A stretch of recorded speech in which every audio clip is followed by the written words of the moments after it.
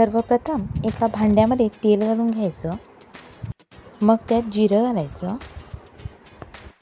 जिरं हलकं गरम व्हायला लागलं की त्यात बारीक चिरलेल्या लसूणच्या पाकळ्या घालायच्या व त्याला बऱ्यापैकी हलवून घ्यायचं व त्याला बऱ्यापैकी तांबूस होईपर्यंत भाजावं, ज्यानं त्या लसणातला कच्चेपणा असतो तो बऱ्यापैकी त्यात विरघळून जातो. आता त्यात बारीक चिरलेला कांदा घालायचा व तोही तांबूस होईपर्यंत चांगल्यापैकी भाजून त्यांना एकजीव करून घ्यायचं.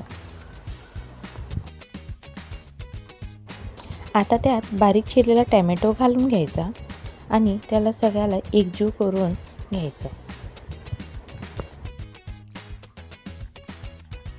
आता कांदा टॅमॅटो बऱ्यापैकी शिजला आहे तर त्यात आता अर्धा चमचा हळद घालणार आहोत.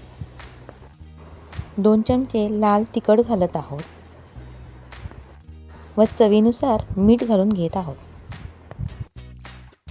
आता हा सगळा मसाला आपण कांदा टॅमॅटो लसणाच्या तळणीत एकजीव करून झाला की त्यात आपण बाजूला भेंडी धुवून पुसून भाजून घेतल्या होत्या त्यांना त्या मसाल्यामध्ये आता घालणार आहोत आणि त्याही त्याला तिखट मसाल्यामध्ये एकजीव करून आणि हलकंसं तळसून घेणार आहोत.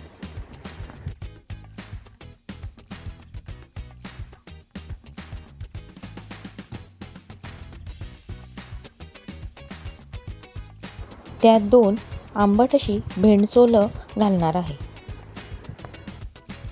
आता भेंडी शिजून घेण्यासाठी आपण त्यात गरम पाणी घालून घेत आहोत, ज्यानं ही भेंडी आपली बऱ्यापैकी शिजली जाईल.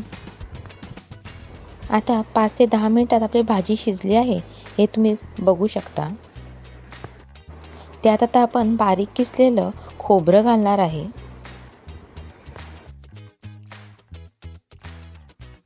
तर मित्रांनो, तुम्ही बघू शकता की आमची भेंडीची भाजी तयार आहे.